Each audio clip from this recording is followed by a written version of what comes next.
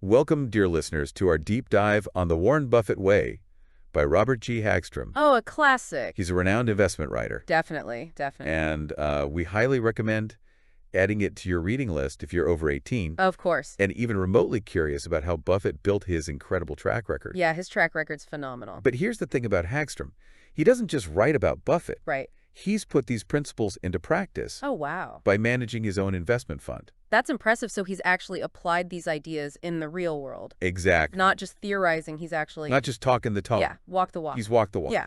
Okay, so let's unpack this. Okay. The book dives deep into Buffett's philosophy, All right. which goes way beyond simply picking stocks. I see. He emphasizes understanding the businesses themselves, first and foremost. Got it. So it's about really knowing what you're investing in.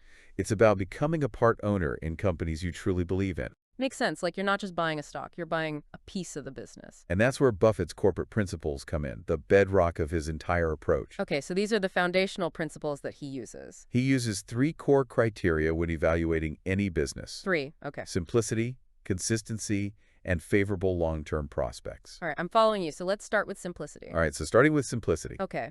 Why is Buffett so obsessed with companies he can easily understand? Well, he's all about sticking to what he calls his circle of competence, Okay. meaning he only invests in industries and businesses he has a really strong grasp of. Uh-huh. Anything too complex or outside his expertise, he just avoids it. Got it. He has a famous quote. I love his quote. I know, right? He said, "I don't look to invest in businesses that are so complex that I can't understand what they do." Haha. So no investing in those companies just because they sound cool or have a trendy name. Exactly. You really got to understand the business at its core, what it actually does.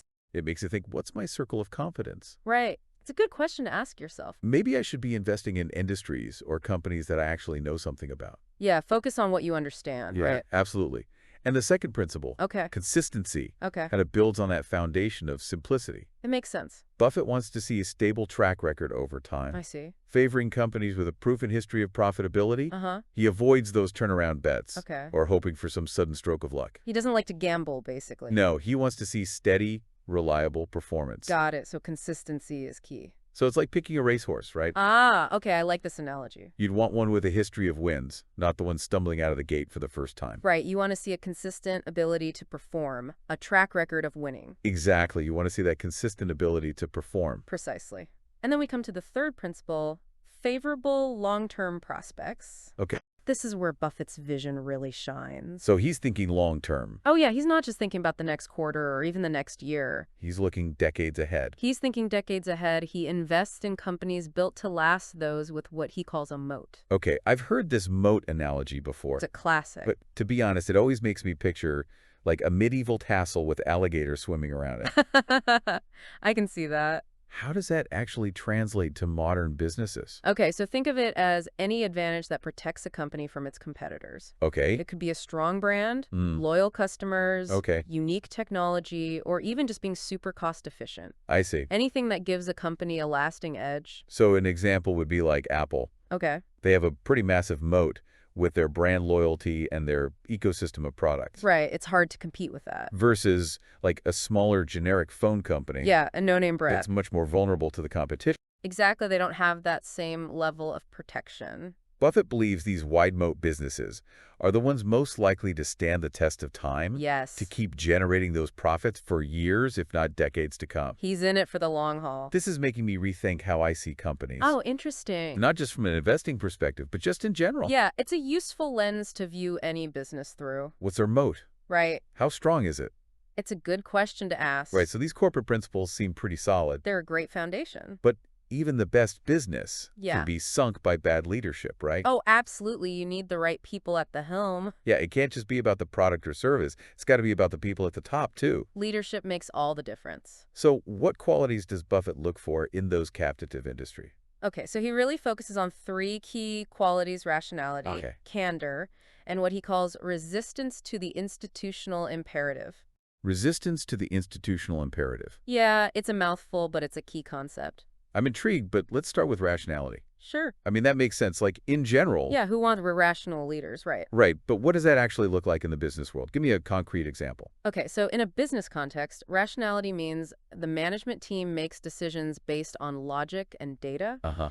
especially when it comes to investing the company's money. I see. They're not chasing the next shiny object or building empires just to feed their egos. Okay, so they're focused on building real long-term value. Exactly, creating value for the shareholders. So not just following the latest trends or doing what everyone else is doing. Right, they're thinking independently. They're making those level-headed decisions. What's lively. And being very aware of that institutional imperative, as you called it. Yes, where companies just do things because everyone else is, even if it makes no sense for them. It's like at work when you feel pressured to follow the crowd, even if you know deep down it's not the right move. Haha, oh yeah, I think we've all been there. That's the institutional imperative at play, and Buffett avoids that like the plague. He definitely does. He wants independent thinkers at the helm. So rationality is all about smart, data-driven decision-making. Yes, making those logical choices. What about candor? Okay, so candor is about honesty and transparency. Okay, He wants managers who are upfront with their investors, even when things aren't going well. so no hiding behind fancy accounting tricks or spinning bad news to sound good. Exactly, just straightforward communication. Just be upfront about the challenges. Right, he believes that honesty builds trust, And trust is essential for any long-term relationship, right? especially between a company and its investors. This is making me rethink how I judge leaders in general, not just in business. It's applicable in any field. Honesty and clear thinking can go a long way. They really can.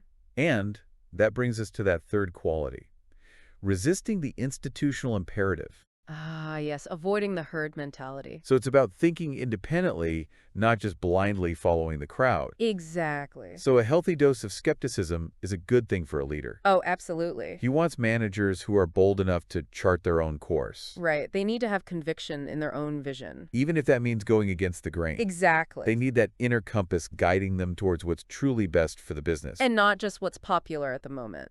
Okay, I think I have a pretty clear picture now Good. of what Buffett looks for in companies Okay. and the people running them. All right, the qualitative side of things. But we haven't even talked about the numbers yet, right? Oh, yes, the financials. The cold, hard numbers. Exactly. That's got to be crucial for Buffett. Oh, absolutely. He's a numbers guy, for sure. So where do we even begin with that? Well, one of the most important metrics he looks at is return on equity, Return on equity. or OE for short. Okay, OE? You often hear a lot about earnings per share on Wall Street. Right, but Buffett actually considers ROA to be a far superior measure. So EBS gets all the headlines. Yeah, it's a popular metric. But you're saying Buffett sees ROA as a much better indicator. It gives a clearer picture of a company's profitability and efficiency. Can you break that down for us a little bit? Sure, so ROE essentially tells you how much profit a company generates for every dollar invested by shareholders. I see. So it shows how well they're using that shareholder money to actually make money. Exactly. It reveals how good they are at utilizing their capital to create value. Okay, A high OE indicates that they're efficiently turning investments into profit. got it. So it's not just about making a profit, it's about how efficiently they generate that profit. Okay, so two companies could have the same profit, Right. but one might be doing it with a lot less investment from shareholders. Exactly. And that's a sign of a well-run business. That's the sign of a really well-run business. That efficiency is what drives long-term value creation. Okay, so don't be fooled by those flashy EPS numbers. Right? Look beyond the surface. Dig a little deeper, look at OO. See how skillfully a company is managing its resources. O is officially on my radar now. Good to hear.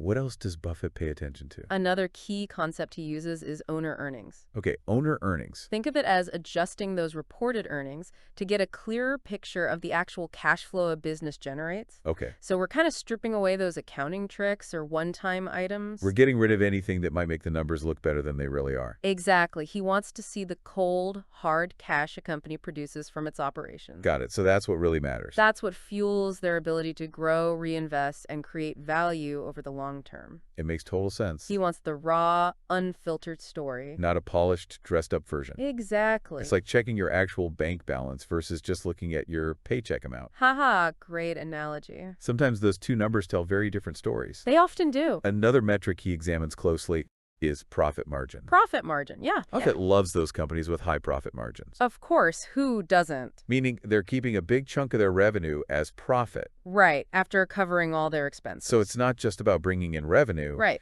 It's about turning a healthy portion of that revenue into profit. exactly. It shows they're running a tight ship, controlling their costs. So they've got a good handle on their costs. And high margins often signal a strong competitive position. Remember those moat businesses we talked about? Right. Companies with wide moats can often charge higher prices. Which means bigger profit margins. Exactly. So high margins tell us two things. Okay. The company's good at making money, Uh-huh. and they can hold their own against the competition. Yeah, they've got pricing power. Exactly, because they have some pricing power. You got it. And then there's the last piece of this financial puzzle. Okay. How a company uses its earnings. All right, so how they reinvest those profits? Buffett keeps a close eye on retained earns, which is the portion of profits that a company keeps instead of paying out as dividends. So it's the money they keep to put back into the business. Right, to fuel future growth. And he wants to see those retained earnings put to good use, not just sitting in a bank account somewhere, right? Exactly. He wants to see them drive growth and generate at least $1 of market value for every dollar retained. So it's not about hoarding cash, it's about using it wisely to actually grow the business. Exactly. It's about intelligent deployment of capital. It's like planting seeds. You want those retained earnings to grow into something bigger and more fruitful, not just sit there in the ground. I love that analogy. So understanding the real earning power of a business, Yes, that's at the core of Buffett's financial philosophy. it really is. Don't just look at those flashy metrics. Right, dig deeper. Look at the cash flow, the margins, and how effectively they're reinvesting for future growth. You're getting it. This has been super helpful. Glad to hear it. Understanding how Buffett analyzes a business, Yeah. the people at the top, Mm-hmm. and of course the financials. Right. Those are the key elements. But there's one big piece we haven't even touched on yet, right? Let me guess. Valuation. Exactly. Valuation. Ah, yes, the million-dollar question. How does he figure out what a company's actually worth? Well, that's where it gets really interesting because you can have a fantastic business with amazing leadership and rock-solid financials. Okay. But if you overpay for it, it can still be a terrible investment. Right. Like that saying, What is it? a great company at a fair price is better than a fair company at a great price. Exactly. And that's why Buffett is so fixated on what he calls intrinsic value. Intrinsic value. It's his estimate of what a company is truly worth, regardless of what the market might be saying at any given moment. So it's not about following the hype or blindly looking at the stock price. No, it's about doing your own homework. It's about figuring out that underlying value.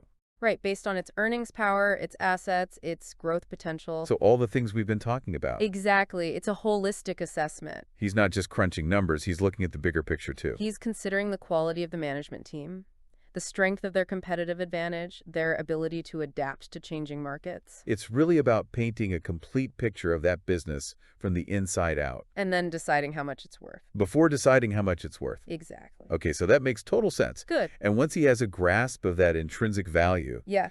he applies one of his most famous concepts. The margin of safety. Ah, yes, the margin of safety. The classic Buffett concept. It's one of those phrases that gets thrown around a lot, It gets a lot of attention. but it's often misunderstood. People don't always grasp the full meaning. Break it down for us. Okay, think of it like this.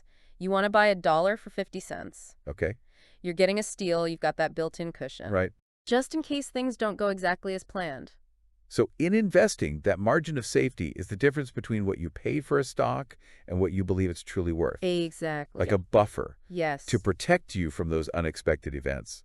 Or maybe a mistake in your analysis. You got it, because even the best investors make mistakes. Right, nobody's perfect. And sometimes things happen that you just couldn't predict. So that margin of safety is there to help you absorb the impact. Exactly. It prevents those huge portfolio-crushing losses. It's almost like an insurance policy. It is. It gives you that peace of mind knowing you didn't overpay. Right, you've got that extra layer of protection. Exactly. It helps you sleep soundly at night. Even when the market is going crazy. Because you know you have that cushion. Okay, this is all coming together beautiful. Good. I'm glad to hear it. We've covered how Buffett analyzes businesses, how he evaluates management teams, how he scrutinizes those financials, Right. and of course how he determines a company's true worth.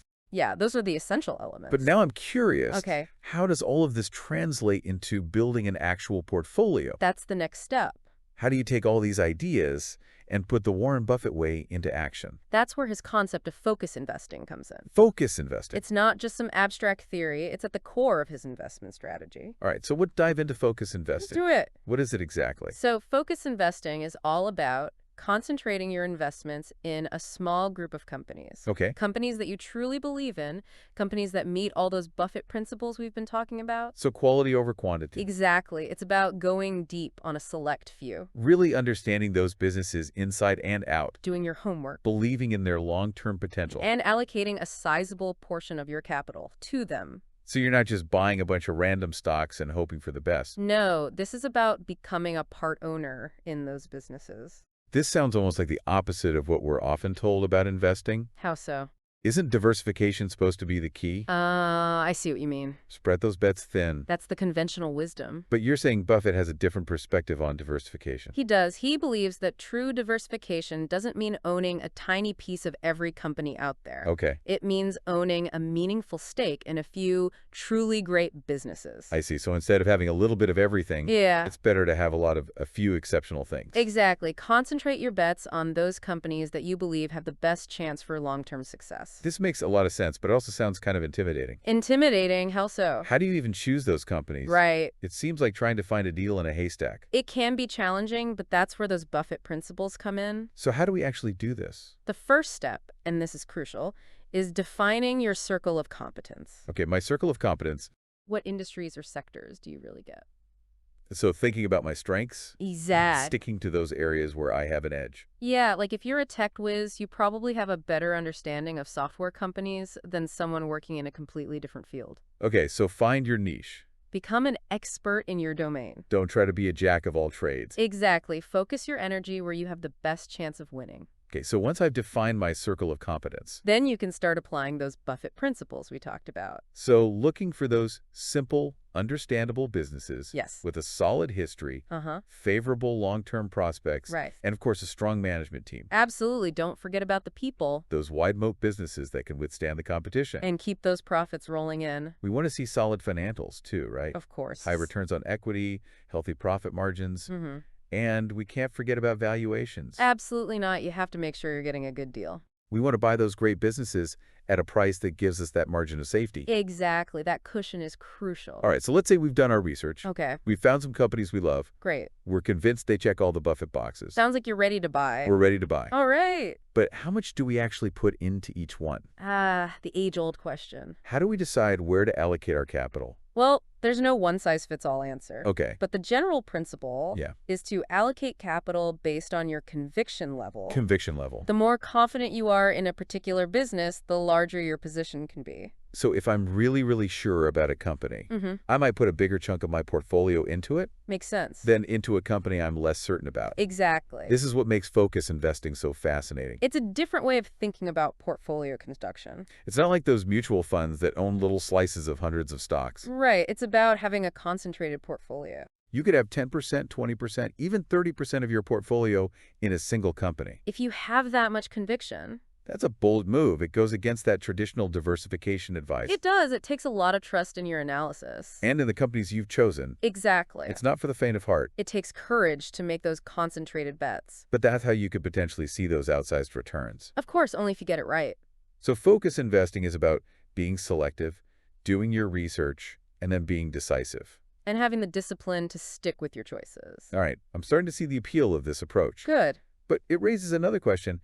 How do you measure success in focus investing? Yes, that's a key question. With a traditional portfolio, you can compare your returns to a benchmark. Right, like the S&P 500. But with a concentrated portfolio, Things are going to be a lot more volatile. so how do you know if you're on the right track? Well, Buffett doesn't measure success by short-term market ups and downs. Okay. Or by comparing himself to some arbitrary index. He's playing a different game. He focuses on the long term. Right, because he's buying businesses. Exactly, not just trading stocks. He's not just buying a stock, he's buying a business. He's looking at the intrinsic value of those businesses. So are the earnings growing? Right. Is their competitive advantage expanding? Is there real value being created over time? Those are the real indicators of success. That's how he judges his performance. It's more about being a business analyst Exactly. and a day trader. You got it. It's like we're all running our own little mini Berkshire Hathaways. I love that analogy. But is there a specific way to measure this approach? There is. It's called active share. Active share. It basically measures how different your portfolio is from its benchmark index. So if my portfolio was identical to the S&P 500, my active share would be 0. Exactly. But if it's made up of completely different companies, then my active share would be high. That's it. The higher your active share, the more unique your portfolio is, So it's measuring how much you're betting on your own analysis and judgment. instead of just mimicking the index. Exactly. And you said that studies have shown that portfolios with high active share often outperform over the long term. Especially when combined with a patient, low turnover approach. So you're not just trying to be different for the sake of it. No, it's about having a well-reasoned, a well-researched approach. It's about having your own unique insights. Exactly. This makes me think back to all those Buffetville investors we discussed earlier. Oh, yeah, they were definitely not afraid to deviate from the index. Their portfolios were all pretty unique. They had high active share for sure. And that seems like a big part of what allowed them to achieve those amazing returns. It definitely played a role. This active share concept is fascinating. It's a powerful metric. But it also highlights how important it is to get your analysis right. Oh, absolutely. Because if you have high active share and your picks are bad, It could backfire. things could go south pretty quickly. That's the risk you take with concentrated investing. So focus investing isn't without its risks. No investment strategy is. But you said earlier that risk and volatility aren't the same thing. That's an important distinction, Volatility just means the price is fluctuating, which is normal, right? That's going to happen. especially with a concentrated portfolio. But risk, in the Buffett sense, is the possibility of permanently losing your capital. That's what he tries to minimize. And he does that by focusing on those high-quality businesses. With strong leadership and durable competitive advantages. So it's not about avoiding volatility altogether No, it's about understanding the businesses you're investing in. and accepting that those prices are going to go up and down sometime. Exactly. Focus investing is about embracing volatility, not fearing it. You got it. It's about recognizing that those short-term fluctuations are inevitable, but long-term value creation is what really matters. That's the key takeaway. This has been so insightful. Glad you're finding it helpful. I feel like I'm seeing investing in a whole new light. That's the goal. But before we move on, Okay. is there one piece of advice, maybe a final takeaway from this section on focus investing Okay. that would be most helpful for someone starting out? I would say this. Don't just be a stock picker. Be a business owner. Ooh, I love that. It's about changing your mindset. What do you mean by be a business owner? When you buy a stock, you're not just buying a piece of paper or a ticker symbol. Right. You're buying a piece of that business. Okay. You're becoming a part owner. So act like it. Exactly. What does that look like in practice? Do your homework, understand the company inside and out. So really dig deep. Treat your investment as if you were running the company yourself. Wow, that's a high bar. It's about taking ownership. So we're not just checking the stock price every day. No, you're actively engaged. We're really engaging with the business. Read those annual reports, go to shareholder meetings, ask questions, hold the management team accountable. Be an active owner. Not just a bystander. This takes the whole focus investing concept to a different level. It's about being a true partner in their success. Wow. Wow, I love that idea. It's about putting your money where your mouth is, right? It's about more than just making money. It's about making a difference. Exactly. So focus investing is about aligning your values with your investment. And using your capital to support businesses that you think are doing good things in the world. All right, now I know we've covered a lot Yeah, we have. about how Buffett analyzes businesses, Right. picks stocks, Right. manages his portfolio. Yep.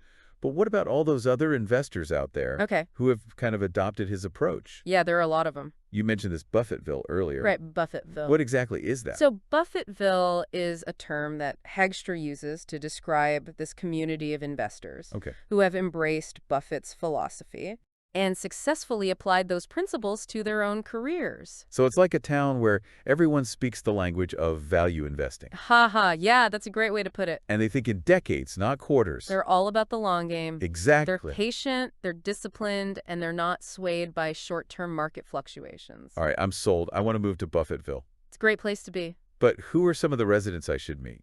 Okay, so no trip to Buffetville would be complete without a visit to the Keynes estate. The Keynes estate. Home to none other than John Maynard Keynes, the famous economist, Wait, the John Maynard Keynes. the one and only. I thought he was all about macroeconomics and government policy. Right, that's what he's most known for. Not stock picking. But what's fascinating is that Keynes was also a brilliant investor in his own right. Really? I had no idea. Yeah, he managed a fund called the Chest Fund with phenomenal success. Okay, how successful are we talking? He averaged annual returns of over 13%. 13% each year. That's right.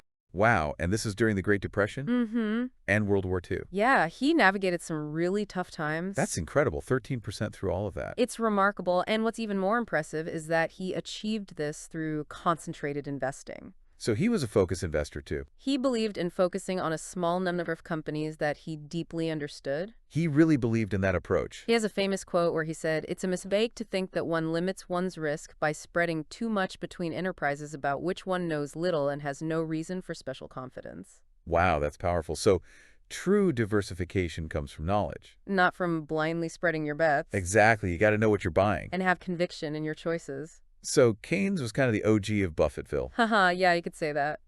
Who else should we visit in this town of focused investors? Well, right next door to the Keynes estate, you'll find Munger Manor, Munger Manor. home to Charlie Munger, Buffett's longtime partner at Berkshire Hathaway. Ah, Munger.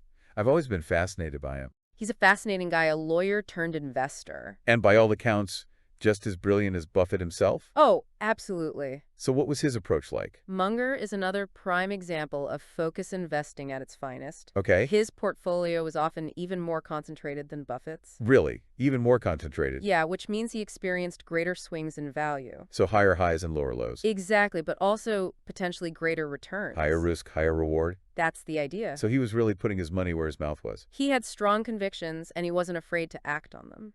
That's a key characteristic of a successful focus investor, right? Absolutely. You have to be able to handle those ups and downs. You need that mental toughness to stay the course. Not panic selling when things get rough. Or chasing the latest fads. Exactly. It's about tuning out the noise and focusing on the fundamentals. So it's not just a mental game. Right. It's also about emotional discipline. Mastering your emotions. Having the grit to weather those storms. Not always easy.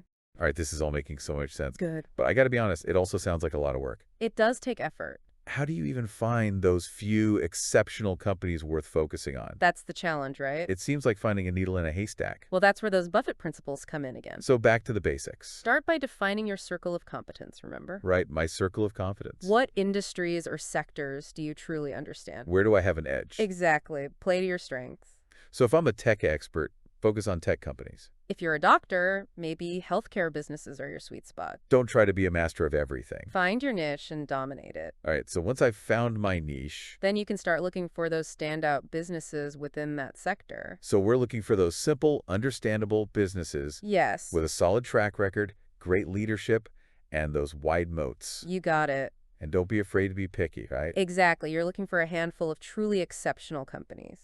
Not just a bunch of okay ones. You don't need to own everything. Quality over quantity. Precisely. Okay, so let's say we found some companies that look promising. Right? How do we actually know if they're worth buying? Yes. That's where valuation comes in. Figure out what they're really worth. Exactly, because even the best business in the world can be a bad investment if you pay too much for it. So it's not just about looking at the stock price. No, you have to go deeper than that. We have to figure out what that business is actually worth. Based on its earnings, its assets, its growth potential, all those factors we've discussed. Right, we're not just buying a stock, we're buying a business. And you want to make sure you're getting a good deal. So that's where Buffett's concept of intrinsic value comes in. Exactly. He wants to know what a company is truly worth, regardless of what the market might be saying at any given moment. It's about looking beyond the hype and really understanding the fundamentals.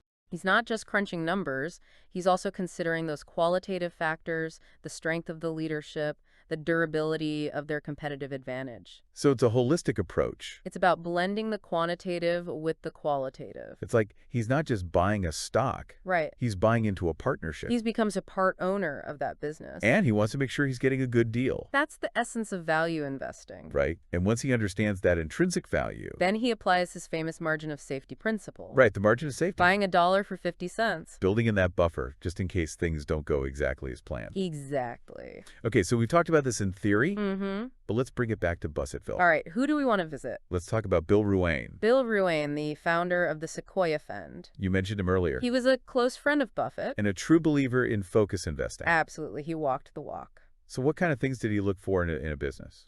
Ruane was all about high return on invested capital. Okay, so he wanted to see companies using their money effectively. Generating solid profits, yes. He wasn't just looking for any profits, though, right? No, he wanted to see companies that could sustain those profits over the long term. So they had to have some kind of durable competitive advantage. Those wide moats we talked about. Exactly. He was also drawn to businesses that had a track record of innovation. So they weren't just standing still, they were evolving and adapting. Precisely, he understood that the world is constantly changing. And he wanted to own companies that could change with it. Exactly. He wanted companies that could stay ahead of the curve.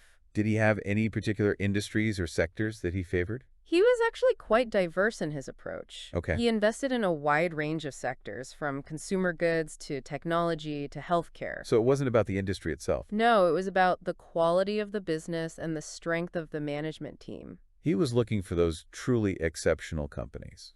Regardless of what sector they happen to be in. So it was about finding those standouts, the companies that were doing something truly special. Exactly. It's a good reminder for all investors. What is it? Don't get too caught up in sector trends or fads. Right, focus on the individual businesses. Find those rare companies that are doing something truly different. Those are the ones that can generate outsized returns. So Ruane was a master at finding those standout companies. He had a real knack for it. But if he was concentrating his portfolio in a relatively small number of stocks, how did he manage the risk? That's a good question. Wasn't he worried about putting all his eggs in one basket? He had a couple of strategies for managing risk. Okay, I'm all ears. First, he made sure to diversify across different types of businesses. Even within his concentrated portfolio. Exactly. So while he might only own 10 of 15 stocks, Okay. those companies would be operating in different industries. So if one sector took a hit, he wouldn't be completely wiped out. Exactly. It provided some protection. So it was about finding that balance. Even within a focused approach. Not putting all your eggs in one basket. Even if those baskets were holding some pretty amazing eggs. Exactly. And the second way he managed risk was through a strict sell discipline. Sell discipline. Okay, what does that mean? It means that if a company's fundamentals started to weaken, Okay. or if he lost confidence in the leadership, Mm-hmm. he wasn't afraid to sell, even if it meant taking a small loss in the short term. So he was willing to cut his losses. He knew that holding on to a losing investment just because you're emotionally attached to it can be a recipe for disaster. So he was constantly monitoring his holdings? Yes. Reassessing his thesis? Making sure his investments were still aligned with his vision. And if things changed, He was willing to change his mind. even if it meant admitting he was wrong. That takes a lot of discipline. It does. It's not easy to admit you're wrong. But it's essential for a successful investor. So Ruan's story is a great example. Of how focus investing can work in the real world. It showed the importance of conviction, patience, and discipline. Those are the key ingredients. Okay, so we've met Keynes, we've met Munger, we've met Ruane. Quite a crew. Are there any other notable residents of Buffetville we should get to know? Absolutely. There are many investors who embody the Buffett approach. All right, give me another example. Let's talk about Lou Simpson. Lou Simpson, okay, I don't think I'm familiar with him. He managed the investment portfolio for Geico, Geico, the insurance company. the one and only. Wait a minute, Geico is owned by Berkshire Hathaway, right? That's right. Berkshire acquired Geico in 1996. So Simpson was basically managing money for one of Buffett's own companies. Exactly. That's fascinating. What was his investment style like? Simpson was very much in the same vein as a Buffett and Ruane. Okay. He was a value investor at heart, always searching for great businesses at attractive prices. Sounds familiar. He was known for doing incredibly thorough research Okay. and really focusing on understanding the intrinsic value of businesses before investing. He sounds like a true believer in the Buffett way. He was, and like Buffett and Ruane, he was also a fan of the concentrated portfolio approach. So he wasn't afraid to make big bets. Not when he had strong convictions. Did he have any particular criteria for choosing those companies? He was drawn to the same things as Buffett and Ruane. Businesses with strong competitive advantages. Those wide moats again. Exactly. Healthy financials Mm-hmm. and a history of generating high returns on invested capital. And, of course, the quality of the management team. Absolutely. He believed that great leadership is essential for long-term success. So strong moats, good numbers, and great leadership. That was his recipe for success. Sounds like he was following the Buffett playbook. He definitely was, and like Buffett and Ruane, he was also a long-term investor. He wasn't swayed by the market's short-term mood swings. He had the patience and discipline to ride out those ups and downs. Let his investments compound over time. That's the key to long-term success. Did he have any favorite industries or sectors? Like Ruane, he was comfortable investing across a variety of sectors. Okay. But he always stressed the importance of staying within his circle of competence. Right, sticking to what you know.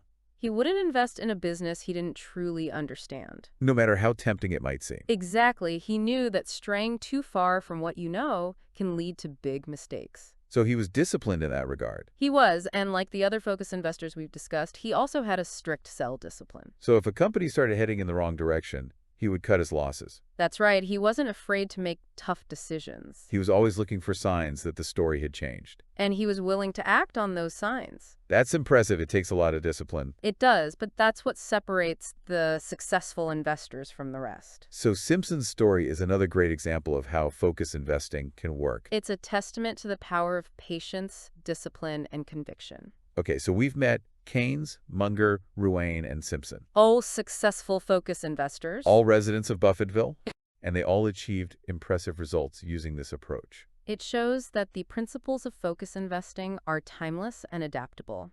All right, so we're starting to see a pattern here. What is it? These investors, even though they had their own unique styles, Yeah. They all shared this core set of beliefs. They all understood the importance of focusing on a small number of great businesses. Of doing their research, of thinking independently, of being patient and disciplined. Those are the hallmarks of a successful focus investor. Okay, so I think I'm starting to get a handle on this focus investing thing. I'm glad to hear that. But I'm still curious about one thing. What is it? You mentioned earlier that focus investing requires a certain personality type. Ah, yes. That's an important point. Can you elaborate on that a little bit? Sure. So focus investing isn't for everyone. Okay. It takes a certain kind of temperament to be successful. So what kind of temperament are we talking about? Well, first and foremost, you need to be comfortable with volatility. Volatility. Okay, Meaning the prices of your investments are going to fluctuate. right, they're going to go up and down. Sometimes dramatically. It's okay. Right? It's normal, especially with a concentrated portfolio. So you can't be someone who freaks out every time the market dips. No, you need to be able to ride out those waves. So emotional discipline is key. Absolutely. You have to be able to control your emotions. Not let fear or greed dictate your decisions. Exactly. That's what separates the successful investors from the rest. Okay, so that makes sense. Good. What else? You also need to be comfortable with being different. Different? Yeah, your portfolio is going to look different from everyone else's. Right, because I'm not just buying the index. You're making your own bets. So you can't be someone who's worried about what other people think. No, you need to have conviction in your own analysis. Okay, so I have to be comfortable with volatility. Mm-hmm. I have to be comfortable with being different. Yes. Anything else? You need to be patient. Patient. Okay, how so? Focus investing is a long game. It's not about getting rich quick. No, it's about letting your investments compound over time. So I can't be someone who's constantly checking my portfolio. Or jumping in and out of stocks. I need to be able to take a long-term perspective. Exactly. That's the key. All right, so I have to be comfortable with volatility.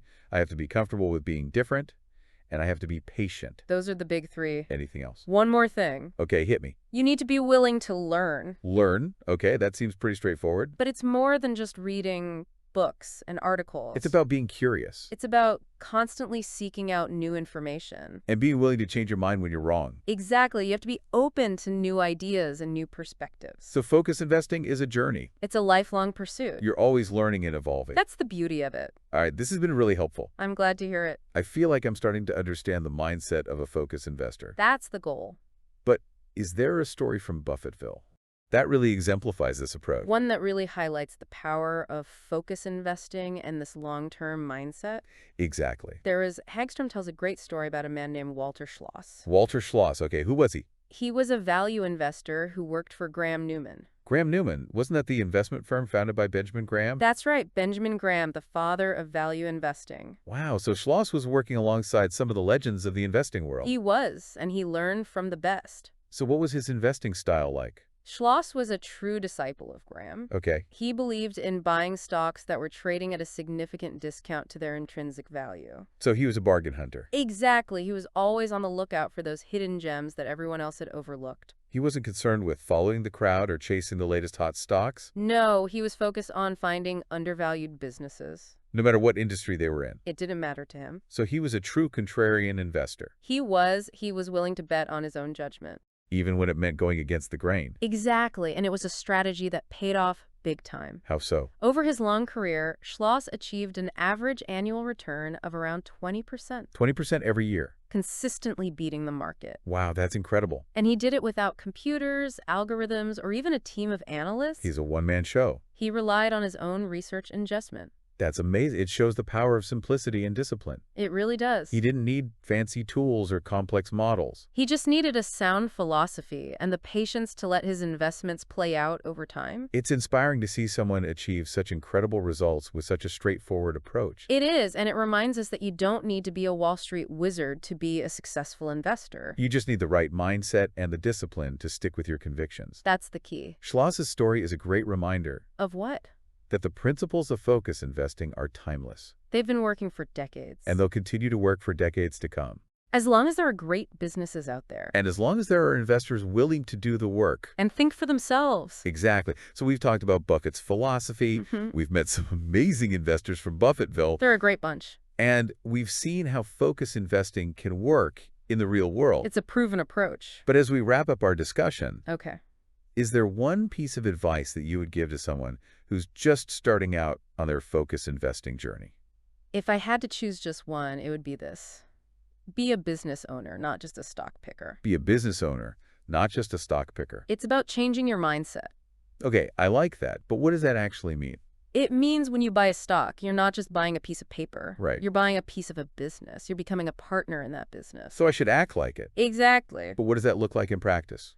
Do your research, understand the company's products and services, its competitive landscape, its management team, its financials. So really dig deep. Be an active owner, not a passive spectator. So I'm not just sitting back and watching the stock price go up and down. No, you're engaged. I'm actively participating in the business. Read those annual reports, go to shareholder meetings, ask questions, hold the management team accountable. Wow, that sounds like a lot of work. It can be, but it's worth it. So it's not just about picking the right companies. Right. It's about being a true partner in their success. That's the heart of focus investing. And that's where the real magic comes in. It's about aligning your capital with businesses you believe in. And working alongside them to build something great. Exactly. It's not just about making money, it's about making a difference. You got it. It's about aligning your values with your investments. And using your capital to support businesses that are doing good things in the world. I love that idea. It's about seeing investing as a way to make a positive impact. That's the beauty of the Warren Buffett way. It's not just about building wealth. It's about making the world a better place.